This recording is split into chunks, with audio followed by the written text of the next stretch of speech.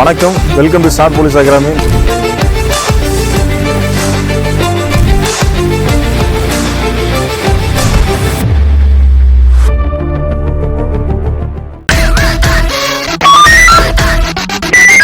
வணக்கம், welcome to star police academy. இன்னைக்கு நம்ம எதை பத்தி பார்க்க போறோம் அப்படின்னா, ரோந்து வாகனம் என்னும் சீரியஸ்ல நரம்பு மண்டலம், ஹியூமன் நர்வ் சிஸ்டம் அப்படின்னு சொல்லக்கூடியது. இந்த நரம்பு மண்டலம்னா என்ன, அதை பத்தின ஒரு இன்ட்ரோவோட நம்ம போகலாம் புரிதலுக்காக. நரம்பு மண்டலம்னா மனிதனுடைய உடலுடைய அனைத்து செயல்பாடுகளையும் எல்லா பணிகளையுமே ஒருங்கிணைக்கக்கூடிய ஒரு முக்கிய பணியை செய்யக்கூடியது தான் இந்த நரம்பு மண்டலம். இந்த நரம்பு மண்டலத்தினுடைய கூறுகள் எதுல இருந்து நம்ம படிக்கணும்னா, இப்ப ரத்தம் நம்ம படிக்கிறோம் அப்படின்னு சொல்லிட்டு பார்க்கும்போது, ரத்தத்தினுடைய சுழற்சி இதை பத்தி முழுமையா படிச்சுட்டு இதயத்தில் அதனுடைய சுழற்சியை பத்தி நம்ம பார்ப்போம். அதே போல கழிவு நீக்க மண்டலம்னு சொல்லிட்டு நம்ம பார்க்குறோம்னா கிட்னியை பத்தின முழுமையான தகவலை நம்ம பார்ப்போம். அப்ப நரம்பு மண்டலம் அப்படின்னு சொல்லிட்டு பார்க்கும்பொழுது இது எங்க போயிட்டு ஒருங்கிணைத்து எதை பத்தி நம்ம முழுமையா படிப்போம் அப்படின்னா, மூளையை பத்தி முழுசா படிப்போம். ஏன் அப்படின்னு சொல்லிட்டு பார்க்கும் பொழுது, நரம்பு மண்டலத்தினுடைய எல்லா கட்டுப்பாட்டு மையத்தையுமே சரியான முறையில் நிர்வகிக்கிறது எது அப்படின்னு சொல்லிட்டு பார்க்கும்பொழுது இந்த மூளை தான்.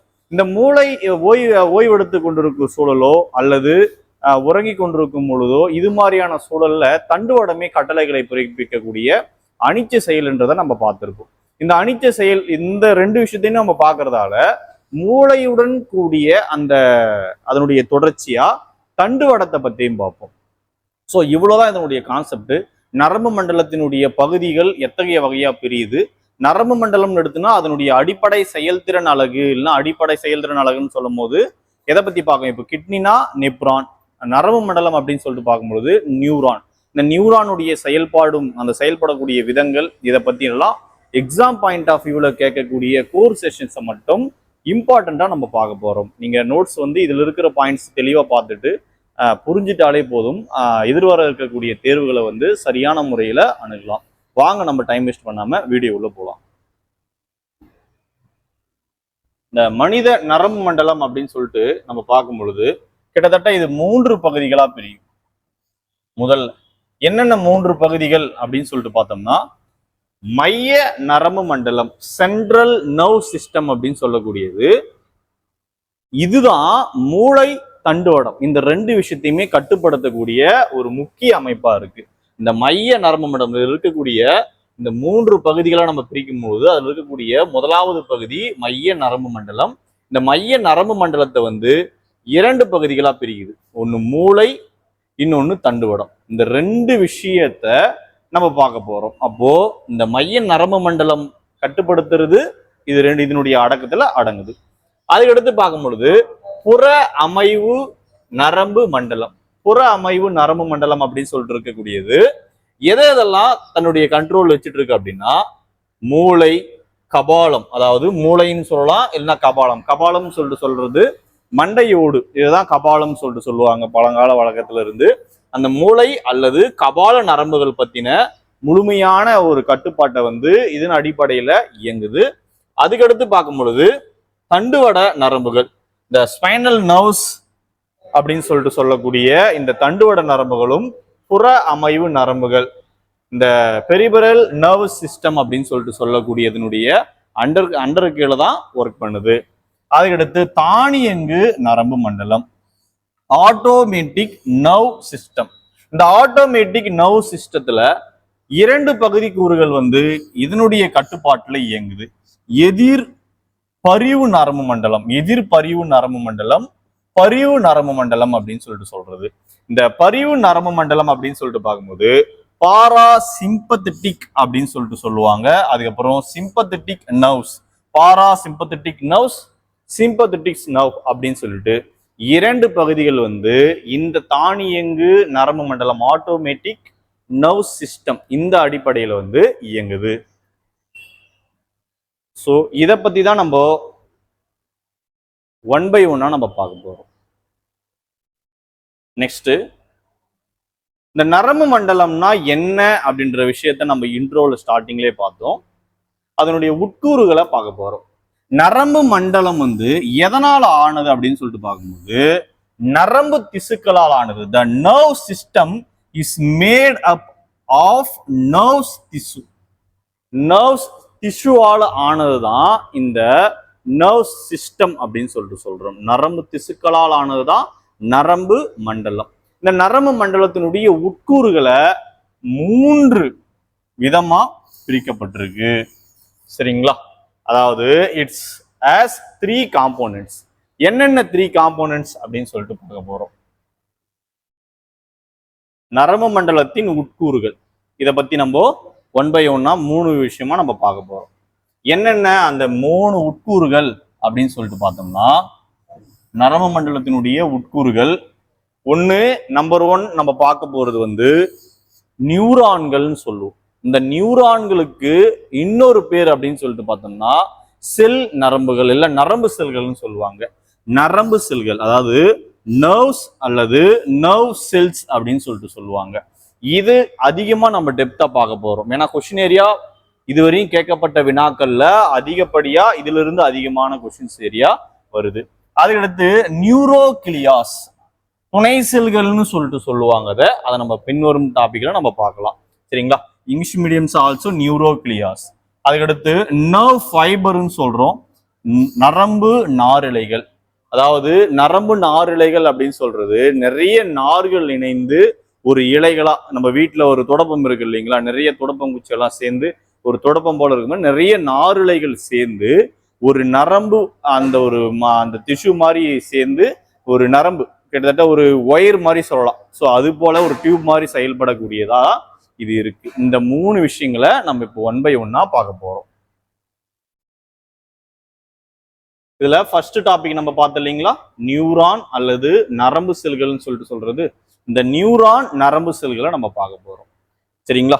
அதாவது நரம்பு மண்டலத்தினுடைய செயல்திறன் அலகு, அடிப்படை அலகு அப்படின்னு சொல்லிட்டு சொல்லக்கூடியது. நரம்பு மண்டலத்தின் அடிப்படை அலகு அப்படின்னு சொல்லிட்டு சொன்னோம்னா நியூரான் சொல்லிட்டு எல்லாருக்கும் தெரியும். இந்த நியூரானை தான் நரம்பு செல்கள்னு சொல்லிட்டு சொல்றோம். இந்த நரம்பு செல்களுடைய பணிகள் என்ன, அது என்னென்னலாம் முக்கியத்துவம் வாய்ந்தா இருக்கு, அதனுடைய நீளங்கள் என்ன பணிகளை மேற்கொள்ளுதுன்ற விஷயத்த பார்க்கலாம். அப்போ இந்த பிக்சர்ல இருக்கக்கூடியதுதான் நியூரான் அப்படின்னு சொல்லிட்டு சொல்லுவோம். சரிங்களா? நியூரானுடைய அமைப்பு அதை நம்ம பார்த்தது. நரம்பு மண்டலத்தின் அடிப்படை அலகு, the basic unit of the nerve system. அப்ப நரம்பு மண்டலத்தினுடைய அடிப்படை அலகு என்னது? இந்த நியூரான சொல்றாங்க. மனித உடல்ல மிக நீளமான செல் நரம்பு இதுதான். மனிதனுடைய உடல்லே ஒரு நியூரான் அப்படின்னு சொல்லிட்டு சொல்லக்கூடியதுதான் மிகப்பெரிய ஒரு செல் நரம்பா சொல்லிட்டு இருக்கு. It is the longest nerve in the human body. It's length 100 μm. 100 μm. இதனுடைய அமைப்பு என்ன அப்படின்னு சொல்லிட்டு பார்க்கும்போது 100 μm அந்த அளவுக்கு பார்க்கும்பொழுது அதனுடைய நீளம் இருக்கக்கூடும். அதுக்கடுத்து இந்த நரம்பு செல்கள் நம்ம பார்த்தோம் இல்லைங்களா, அந்த நியூரான்கள் அப்படின்றது என்ன ஒரு பணியை மேற்கொள்ளுது அப்படின்னா, கம்யூனிகேஷன் மாதிரி. உடல்ல பார்க்கும் பொழுது ஒரு இடத்துல இருந்து தகவல்களை மற்றொரு இடத்திற்கு கம்யூனிகேட் பண்றது. அது எது மாதிரியான கம்யூனிகேட் செய்யுது அப்படின்னு சொல்லிட்டு பார்த்தோம்னா, நரம்பு தூண்டல்களா, அதாவது மின் தூண்டல்களா, எலக்ட்ரானிக்ஸ் இம்பல்ஸ் அப்படின்னு சொல்லிட்டு சொல்லக்கூடிய அந்த ஒரு நரம்பு தூண்டல்களை தான் இது பண்ணுது. நரம்பு செல்களின் தகவல்களை ஒரு பகுதியிலிருந்து மற்றொரு பகுதிக்கு மின் தூண்டல்களாக கடத்துகிறது. Nerve cells informations is transmitted from one area to another. அந்த ஒரு இடத்துல இருந்து இன்னொரு இடத்திற்கு டிரான்ஸ்மிட் ஆகக்கூடியது எந்த வடிவத்தில் ஆகுது அப்படின்னா எலக்ட்ரிக்கல் இம்பல்சஸா கடத்தப்படுது அப்படின்னு சொல்லிட்டு சொல்றாங்க. சரிங்களா? மின் தூண்டல்களா ஒரு பகுதியிலிருந்து, ஒரு மனிதனுடைய அந்த ஆர்கன்ஸ்ல ஒரு இடத்துல இருந்து மற்றொரு பகுதிக்கு தகவல்களை தூண்டப்படக்கூடிய ஒரு முக்கிய பணியை இது செய்யுது. அதுக்கடுத்து ஒவ்வொரு நியூரான்களும் எவ்வளவு நரம்பு தூண்டல்களை பர் செகண்டுக்கு கடத்தும் அப்படின்னு சொல்லிட்டு கொஸ்டின்ஸ் அமையறதுக்கு வாய்ப்புகள் இருக்கு. 1000 மின் தூண்டல்கள் பர் செகண்டுக்கு. ஒரு செகண்டுக்கு பார்க்கும் பொழுது 1000 மின் தூண்டல்களை, 1000 தகவல்களை ஒரு இடத்துல இருந்து மற்றொரு இடத்துக்கு கடத்தக்கூடிய திறன் பெற்றிருக்குது. சரிங்களா? Each neuron can transmit thousands of nerves impulse in 1 second இல்லைன்னா பர் செகண்ட். சரிங்களா? அப்போ பர் செகண்டுக்கு எவ்வளவு நரம்பு தூண்டல்கள், அந்த தூண்டல்கள் மின் தூண்டல்களை கடத்தும் அப்படின்னா 1000 நரம்பு தூண்டு 1000 தகவல்களை 1000 மின் தூண்டல்களை வந்து கடத்தப்படும் அப்படின்னு சொல்லிட்டு சொல்லப்படுது. அதுக்கடுத்து நம்ம ஃபர்ஸ்ட்ல நம்ம பார்த்தோம் இல்லைங்களா, நியூரான்களை பத்தி முழுமையான தகவல் நம்ம பார்த்தாச்சு. அதுல இருக்கக்கூடிய முதன்மையான பகுதியில் இருக்கக்கூடிய இந்த நியூரான்ஸை பத்தின முழுமையான தகவல் எக்ஸாம் பாயிண்ட் ஆஃப் வியூல பார்த்தாச்சு. இந்த நியூரோ கிளியாஸ் கிளியல் செல்லுன்னு சொல்லிட்டு சொல்லுவோம். இந்த கிளியல் செல் அப்படின்னா துணை செல்லுன்னு சொல்லிட்டு சொல்லுவோம் இதை. சரிங்களா? இது வந்து கடத்துறதோ தூண்டுறதோ எந்த விதமான பணிகளுமே செய்யாது.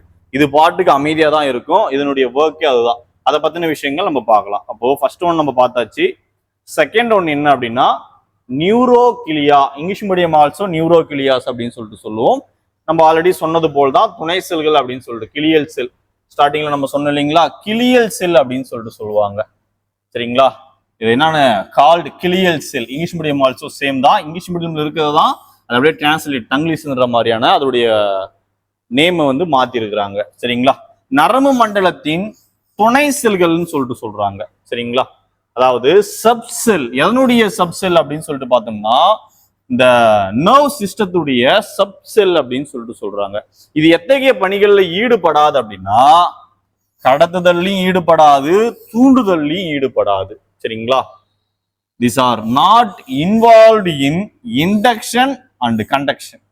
சரிங்களா? தூண்டுதல்லையுமே ஈடுபடக்கூடிய எந்த ஒரு விஷயமும் செய்யாது. அதே போல கடத்துதல் டிரான்ஸ்மிட் பண்ணக்கூடிய எந்த ஒரு விஷயத்தையுமே இது அவ்வளவா செய்யாது. என்ன தூண்டுதல் அப்படின்னா ஒரு இடத்துல இருந்து ஒரு இடத்துக்கு தகவல்களை வந்து பரிமாறணும் அப்படின்னா ஒரு இன்டியூஸ் இருக்கணும். அப்பதான் விரைவாக பண்ணணும். இப்போ பிசிக்ஸ் லெவல்ல பார்க்கும்போது கூட நார்மலா நடக்கக்கூடிய ஒரு விஷயத்தை ஆக்சிலரேட்டட் முடுக்கம் அப்படின்னு சொல்லிட்டு சொல்லுவாங்க இல்லைங்களா, அதோடைய வேகத்தை அதிகப்படுத்துறது. அது மாதிரியான எத்தகைய விஷயத்தையுமே இந்த கிளியல் செல் வந்து செய்யாது. அதே போல கண்டக்ஷன் அப்படின்னு சொல்லிட்டு அதாவது கடத்தல் அப்படின்னு சொல்லிட்டு பார்த்தா ஒரு இடத்துல ஒரு இடத்துக்கு மொத்தத்தையுமே எடுத்துட்டு போகக்கூடிய எந்த ஒரு விஷயத்தையுமே இது செய்யாது. அதான் நம்ம காமெடியில சொல்லுவோம் இல்லைங்களா, அமைதியா உட்காந்து மிச்சர் சாப்பிட்டு இருக்கிற வேலையை தான் இந்த கிளியல் செல்லு பாக்குது. சரிங்களா? ஒன்னும் கிளிக்கிறதுக்கு லாக்கி இல்லை அப்படின்ற மாதிரி நம்ம ஞாபகத்துக்கு வச்சுக்கலாம். சரிங்களா? அதுக்கடுத்து நரம்பு நாரிழைகள், நர்வ் ஃபைபர். இந்த நர்வ் ஃபைபரை பத்தி நம்ம சொல்லும் பொழுது இனிஷியேட்டாவே நான் சொன்னேன். ஒரு சின்ன ஒரு ஷார்ட்கட் உதாரணத்துக்கு மறக்காம இருக்கிறதுக்காக என்ன சொல்றோம் அப்படின்னு சொல்லிட்டு பார்க்கும்போது நம்ம வீடெல்லாம் தூய்மை பண்ணுவோம் இல்லைங்களா, துடப்பம். அது எப்படி நிறைய ஒரு நாறு இலைகள் எல்லாம் இணைந்து ஒரு துடப்பம், அது என்ன வெரைட்டியா துடப்பம்னா இருக்கட்டும், சின்ன சின்ன விஷயங்கள் சேர்ந்துதான் ஒரு அடர்த்தியான ஒரு அமைப்பா இருக்கும்.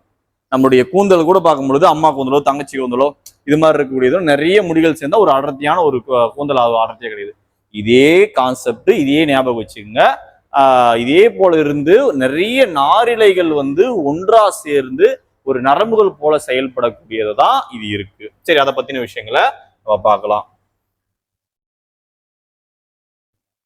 இந்த நியூரான்கள்லயே நரம்பு செல்கள்ல மிக நீளமானது பார்க்கும் பொழுது நியூரான்கள்லயே சரிங்களா, நியூரான்களில் மிக நீளமான மற்றும் மெல்லிய செயல்படும் பகுதியே நரம்பு நாரிழைகள் அப்படின்னு சொல்லிட்டு சொல்றாங்க. சரிங்களா? இந்த நர்வ் ஃபைபர் அப்படின்றது ரொம்ப மெல்லியதாகவும் அதே போல நீளமாகவும் செயல்படக்கூடிய ஒரு ப்ராசஸ் ஆகக்கூடிய ஒரு அமைப்பு தான் இந்த நரம்பு நாரிழைகள், அந்த நர்வ் ஃபைபர் அப்படின்னு சொல்லிட்டு சொல்றோம். சரிங்களா? அதான் நான் சொன்னது. சரிங்களா? அந்த வீட்டில் இருக்கக்கூடிய துடப்பத்தையும் இந்த கூந்தல் அடர்த்தியா இருக்கக்கூடிய கூந்தல் தானே ஒரு ஜடை, அது மாதிரி சொல்லிட்டு தெரியும். அது மாதிரிதான் இது எக்ஸாம்பிள். பல நரம்பு நாரிழைகள் ஒன்றிணைந்து கற்றையாக மாறி நரம்புகளாக செயல்படும். அது கற்றையா மாறி நரம்பு நாரிழைகள் நிறைய நார் ஒன்னா சேர்ந்து அது நரம்பா செயல்படுது. அதுதான் இந்த இடத்துல இங்கிலீஷ்ல சொல்றோம், a number of nerve fiber are bundled up together from nerves. சரிங்களா? அந்த நர்வா வந்து நரம்பா வந்து செயல்படக்கூடிய ஒரு அமைப்பா இருக்கு. அதையடுத்து நியூரான்களுடைய அமைப்பு, ஸ்ட்ரக்சர் ஆஃப் நியூரான். இந்த நியூரானுடைய அமைப்பு என்ன பண்றாங்க, அமைப்பின் அடிப்படையில 3 வகைகளாகவும் செயல்படுத்தும் அந்த செயல்படக்கூடிய விதத்தினுடைய அடிப்படையில 3 வகைகளாகவும் பிரிக்கப்படுது. என்னென்ன 3 வகைகள் அப்படின்னு சொல்லிட்டு பார்க்கும்பொழுது இந்த நியூரான் நம்ம பார்க்கிறோம் இல்லையா, இது எப்படி இருக்கு, அதாவது இது வந்து சரிங்களா, செல் உடலம், சரிங்களா, இது மாதிரி சொல்லுவாங்க. இப்போ இதுதான் பார்க்கும் பொழுது உட்கரு கொண்டது. இதுல ஒரே ஒரு சைடு இருக்கக்கூடியது ஒரு கிளை, இருமுனை, பலமுனை அப்படின்னு சொல்லிட்டு ஒன்னொன்னா பிரிப்பாங்க. இதுல எது எக்ஸாம் பாயிண்ட் ஆஃப் வியூல அதிகமா கேக்குறாங்கன்னா, இருமுனை நியூரானுக்கு எடுத்துக்காட்டு என்ன, இருமுனை நியூரான்கள் அதிகமாக காணப்படும் பகுதி என்ன, சரிங்களா. இப்ப இருமுனை நியூரான் எங்க காணப்படும், கண்ணின் விழித்திரையில காணப்படும், சரிங்களா. பலமுனை நியூரான்கள் பார்க்கும்போது மூளையில இருக்கக்கூடிய பகுதியில காணப்படும், சரிங்களா. இது மாதிரி அது எங்க காணப்படும் என்ற விஷயத்தை மையப்படுத்தி கேள்விகள் வந்து அமைந்திருக்கு. ஸோ அதை பத்தின விஷயங்களை இப்ப நம்ம பார்க்கலாம். அப்போ பொதுவா இருக்கக்கூடிய நியூரானுடைய ஸ்ட்ரக்சர் இதுதான், சரிங்களா. ஆக்சான், டென்ட்ரான், இது மாதிரி ஒவ்வொரு பகுதிகளா இருக்கு. அதை நான் சொன்னேன் இல்லைங்களா, ஸ்ட்ரக்சரை பேஸ் பண்ணி 3 விதமா பிரிக்கிறாங்க. என்னென்ன 3 விதம் அப்படின்னு சொல்லிட்டு பார்த்தோம்னா, சைட்டான், டென்டிரைடுகள், ஆக்சான். இந்த சைட்டான் என்றதா செல் உடலம் அப்படின்னு சொல்லிட்டு சொல்லுவாங்க. இந்த டென்ட்ரைடுகள் என்றது அங்கிருந்து கிளைத்து காணப்படக்கூடிய ஒரு முடிச்சுகள். ஆக்சான் அப்படின்னு சொல்லக்கூடியது அந்த கணுக்கள், இதெல்லாம் சொல்லிட்டு சொல்லுவாங்க. அதே போல கிளைத்த ஆக்சான் அப்படி கடைசியா இருக்கக்கூடிய வேறு பகுதி போல இருக்கக்கூடியது. இதை பத்தின விஷயங்கள் ஒவ்வொன்றா நம்ம பார்க்க போறோம், சரிங்களா. இதை வந்து செல் உடலம் சொல்லுவாங்க. கிளைத்த பகுதி அந்த முடிச்சு கணுக்கள் இருக்கிற மாதிரியான சூழல், அது மேல முடிச்சுகள் போல இருக்கக்கூடியது. இதை பத்தி எல்லா விஷயத்தையும் நம்ம இப்ப பார்க்க போறோம். இந்த சைட்டான், இந்த சைட்டான் அப்படின்றது சைட்டோன் சொல்லுவாங்க, சரிங்களா.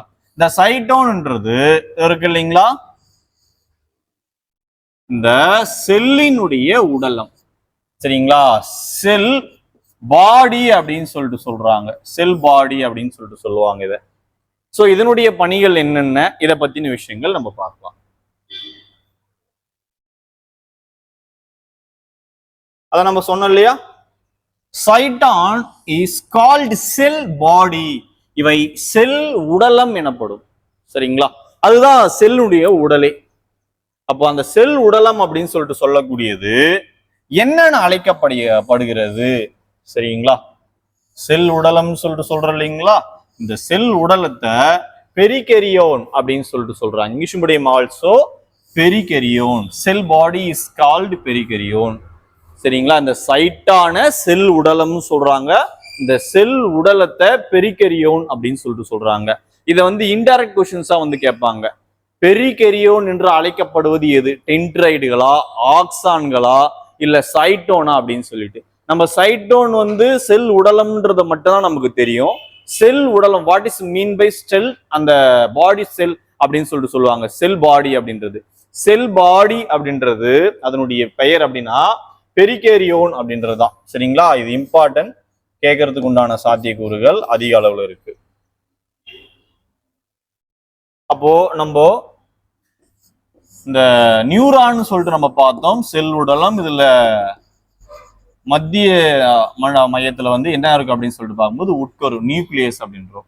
இந்த நியூக்ளியஸ்ல நிரம்பி இருக்கக்கூடிய விஷயத்தினுடைய அடிப்படையில அதுக்கு வந்து பெயர்கள் இருக்கு. என்ன, உட்கருவில் சைட்டோபிளாசம் நிரம்பியுள்ள பகுதியே, அந்த உட்கருல எங்க சைட்டோபிளாசம் நிரம்பி இருக்கோ அதை வந்து நியூரோபிளாசம் சொல்றாங்க. இட் ஹாஸ் இந்த சென்ட்ரல் நியூக்ளியஸ், அதாவது மத்தியில் இருக்கக்கூடிய அந்த உட்கருல வித் அபோனன்ட் ஏராளமாக சைட்டோபிளாசம், அதாவது ஏராளமான சைட்டோபிளாசம் மத்தியில் இருக்கக்கூடிய அந்த நியூக்ளியஸ் உட்கருவுல அதிகப்படியா ஏராளமாக காணப்பட்டா அதை வந்து என்ன சொல்றாங்க, நியூரோபிளாசம்னு சொல்றாங்க. தட் மீன் உட்கருவில் சைட்டோபிளாசம் நிரம்பியுள்ள பகுதியே நியூட்ரோபிளாசம் என்று அழைக்கப்படுகிறது. அந்த சைட்டோபிளாசம் நிரம்பி இருக்குன்னு நம்ம சொல்றோம் இல்லைங்களா உட்கருவுல, தட் மீன்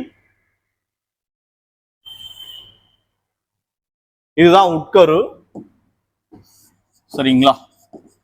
உட்கரு, இந்த உட்கருல இங்க நியூக்ளியஸ், இங்கிலீஷ் மீடியம் இதை வந்து நியூக்ளியஸ் சொல்லுவாங்க உட்கருவை. இந்த உட்கருல சைட்டோபிளாசம் அதிகமா நிரம்பி இருந்துச்சுன்னா நியூரோபிளாசம் சொல்றாங்க.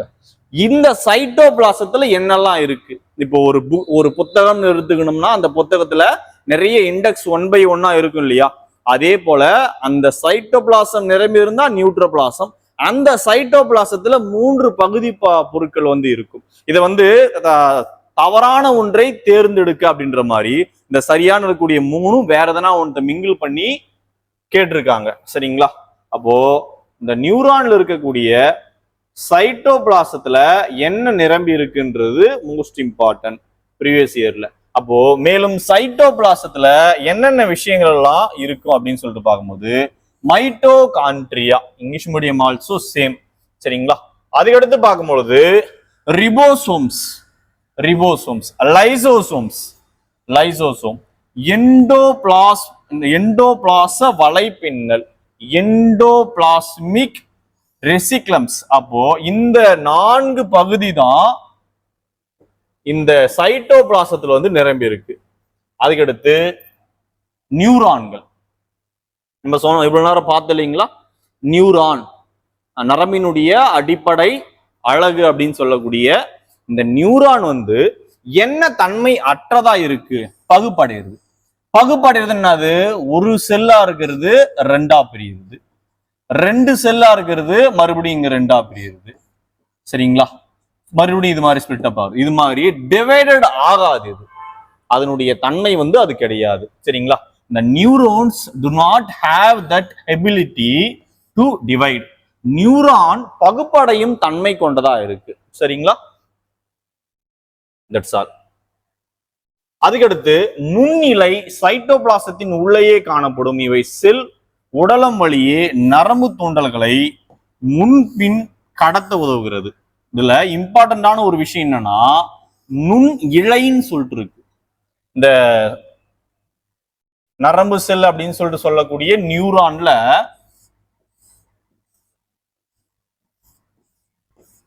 இது போல இருக்கக்கூடிய இந்த நியூரான்ல இது உட்கரு சைட்டோபிளாசம் நிரம்பி இருக்கக்கூடிய ஒரு அமைப்பு. இதுல இழை, தட் மீன் ஒரு ஃபைபர். சரிங்களா?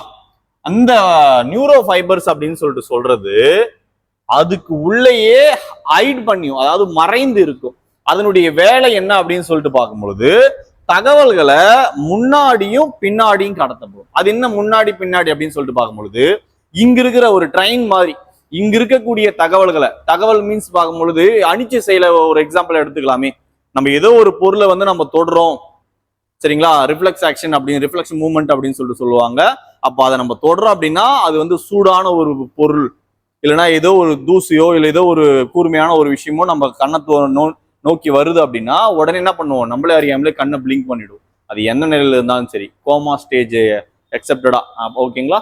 அது போல இதுதான் நடக்க போகுது. சுவை உணரும் போது எதுனா ஒரு சென்சார் மூலமா, சென்சார்னா சுவை, சரிங்களா, கேட்டல், இது மாதிரி டச் சென்சார்லாம் இருக்கு இல்லைங்களா, தொடு உணர்வு, இது போல இருக்கக்கூடிய எல்லா விஷயத்தையுமே நம்மளுடைய மூளைக்கு கடத்தப்படுது இல்லைங்களா. மூளைக்கு கடத்தப்பட்டுட்டு மூளையிலிருந்து என்ன தகவல்கள் வருதோ அதே போல இந்த இடையே இருக்கக்கூடிய சின்ன சின்ன தகவல்களை முன்னும் பின்னும் கடத்தக்கூடியதா இந்த சைட்டோபிளாசத்துல இருக்கக்கூடிய நுண் இலை வந்து செய்யுது. சரிங்களா?